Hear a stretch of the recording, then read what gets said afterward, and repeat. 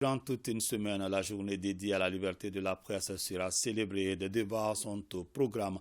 La conférence inaugurale a été tenue ce matin. On prépare au débat plusieurs générations de journalistes représentant divers médias. Salima Tandao. Qu'est-ce que la liberté? C'est la possibilité de pouvoir agir selon sa propre volonté. Et qu'est-ce que l'expression?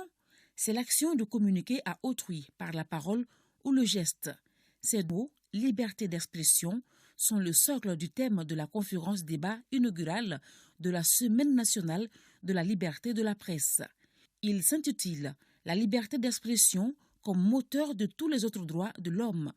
Dans une société, une fois que les citoyens ont le droit de dire ce qu'ils pensent, de dire ce qu'ils croient et d'en informer les autres et de chercher aussi à savoir eux-mêmes pour le divulguer encore, ça veut dire qu'on est en pleine démocratie.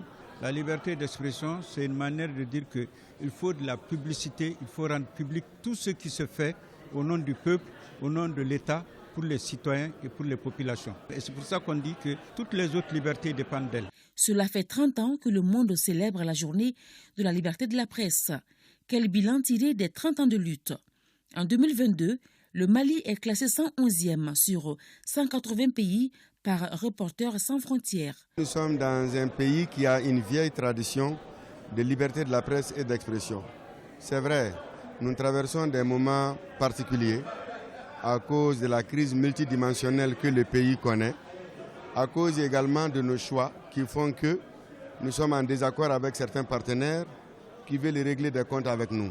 Le Mali est en pleine refondation et les professionnels des médias estiment que la libération de la parole pourrait être utile à cette politique.